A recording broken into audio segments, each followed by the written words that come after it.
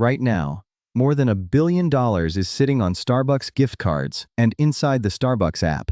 Money you already paid for coffee you haven't had yet.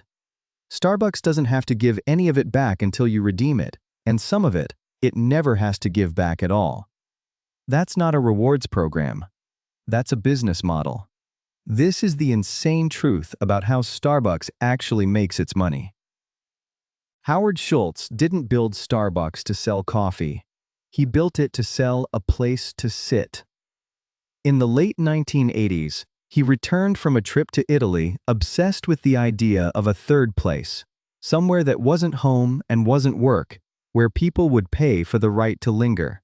Coffee was just the ticket price. That idea shaped everything that came after, starting with real estate. Starbucks doesn't pick locations the way a small coffee shop does. It uses traffic data, commute patterns, and competitor mapping to choose corners the way a bank chooses branches. Because for decades, that's essentially what Starbucks has quietly become. The company has openly defended opening new stores within a few blocks of existing ones, even its own, calling it smart saturation rather than competition with itself. Every one of those decisions is made with one goal: get you walking past a Starbucks as often as possible, so buying one starts to feel less like a purchase and more like a habit. It's the same logic supermarkets use when they put milk at the back of the store. Friction and repetition, engineered instead of accidental, dressed up as convenience. Myth number 1. Tall, Grande, and Venti are just playful Italian names. In practice, they're a pricing tool. Tall sounds small and cozy, but it's actually the smallest size on the menu. Most new customers assume there's something smaller they're not seeing, so they order the size that feels safely in the middle. Venti literally means 20, as in 20 ounces. Deliberately the biggest jump in the lineup. Retailers call this anchoring, naming and positioning the middle option so it feels like the obvious, moderate choice, even when it's already an upsell from what most people would have ordered on their own. Myth number 2. The secret menu is a clever trick customers discovered on their own. Starbucks has never officially published one. What actually happened is customers started posting elaborate off-menu drink combinations on social media, and Starbucks let the trend run. Free advertising, invented and spread entirely by customers, costing the company nothing.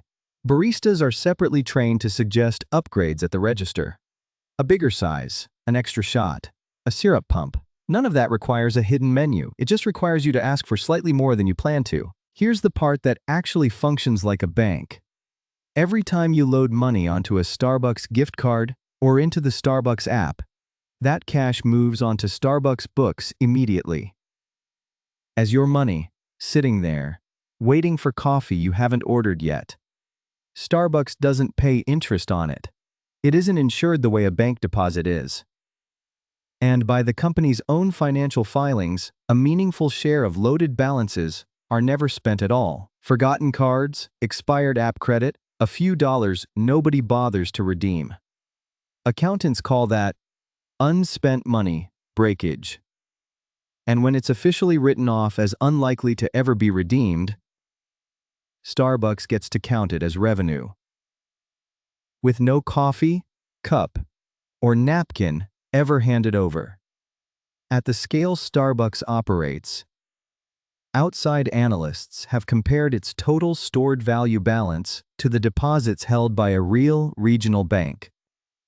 Except this one pays no interest and answers to no banking regulator. It's a detail most customers never think about. Buried in a footnote of an annual report almost nobody reads. And unlike an actual bank, nobody outside the company votes on how that money gets used.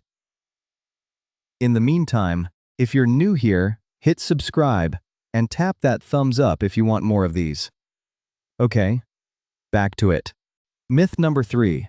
Starbucks Rewards exists to say thank you for your loyalty. It also exists to study you.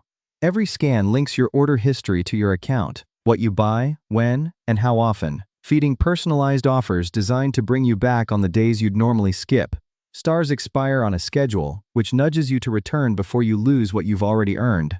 None of this is secret or illegal. It's one of the most detailed customer purchase datasets in retail. and you help build it every time you tap your phone at the register. Myth number 4. A $5 latte is priced around what the coffee itself costs. It isn't close.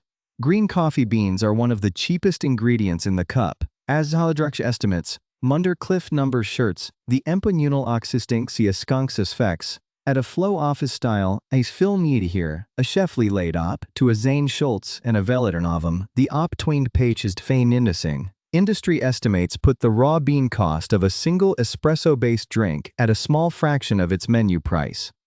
What you're actually paying for is the rent on a location chosen with bank branch level precision, the wages of the people who made it, the cup, the lid, the app that tracks you, and the brand experience Howard Schultz built the entire company to sell in the first place. Myth number 5. A company this visible pays ordinary corporate tax like everyone else.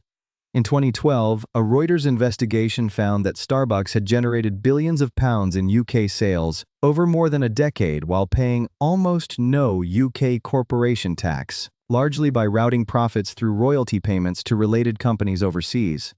The story triggered public boycott calls and a hearing in front of the UK Parliament. Starbucks didn't dispute the numbers. It agreed to voluntarily pay roughly £20 million in extra tax it wasn't legally required to pay. Just to make the story stop, a detail Starbucks has never disputed publicly.